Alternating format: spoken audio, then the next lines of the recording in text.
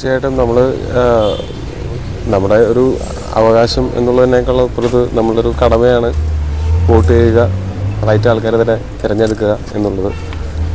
അപ്പോൾ എനിക്ക് തോന്നുന്നു ആ സമ്മതിദാനാവകാശം ഉപയോഗിക്കാത്ത ആൾക്കാർക്ക് അങ്ങനെ എങ്ങനെയാണ് ഇതിന് ഒരു അഭിപ്രായം പോലും പറയാൻ പറ്റുക?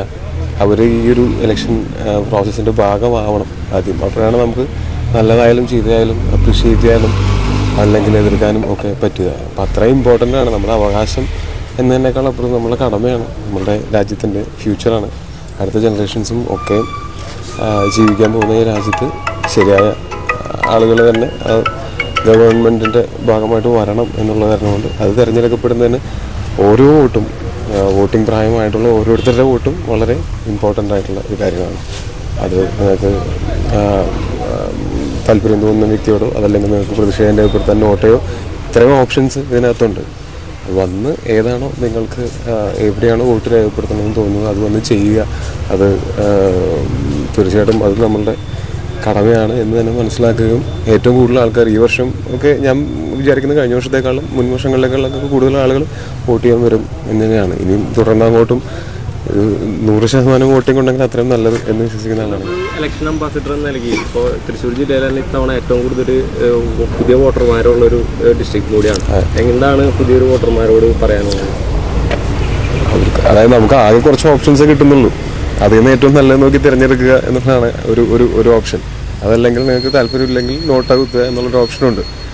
ഇത് ഇങ്ങനെ ഓപ്ഷനുണ്ട്, ഇതൊന്നും ഉപയോഗിക്കാതിരിക്കരുത് എന്നുള്ളതാണ് എനിക്ക് പറയാനുള്ളത്. റൈറ്റ് ആൾക്കാരെ തന്നെ തിരഞ്ഞെടുക്കുക. നമ്മളുടെയും നമ്മളുടെ ഫ്യൂച്ചർ ജനറേഷൻസിൻ്റെയും ഒക്കെ ഗുണത്തിനും വെൽബീയിങ്ങിനും അത് ഭയങ്കര ഇമ്പോർട്ടൻ്റ് ആണ്. അതിൻ്റെ ഇമ്പോർട്ടൻസ് നമ്മളിപ്പോൾ മനസ്സിലാക്കിയില്ലെങ്കിൽ പിന്നീട് വിഷമിക്കേണ്ടി വരും എന്നുള്ളത് മാത്രമാണ് പറയാനുള്ളത്. ഷൂട്ടിലെ പ്രൊമോഷൻസ് ആയിരുന്നു. നടികർ എന്നുള്ള സിനിമ റിലീസ് ആവുന്നുണ്ട്, അതിൻ്റെ പ്രൊമോഷൻസ് ആയിരുന്നു. അതിൻ്റെ ഇടയ്ക്കാണ് വന്നത്. ഓക്കെ, ശരി.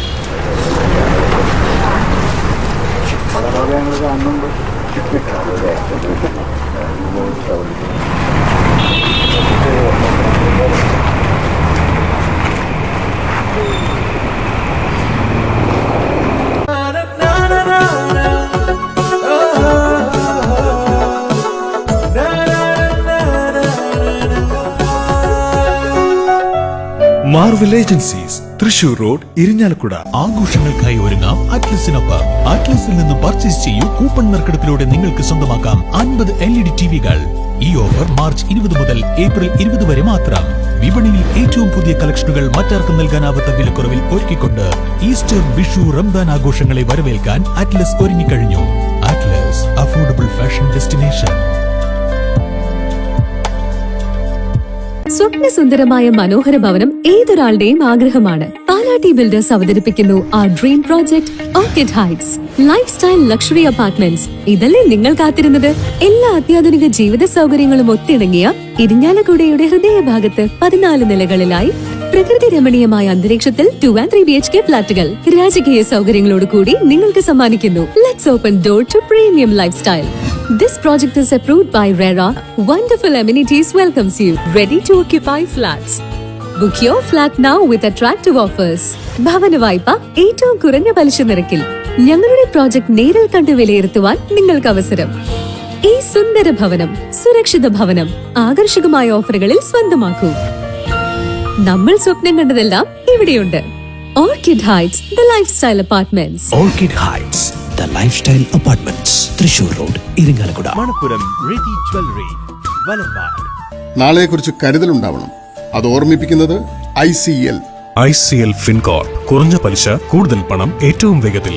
ജീവിതത്തിന്റെ മൂല്യം ഉയരട്ടെ.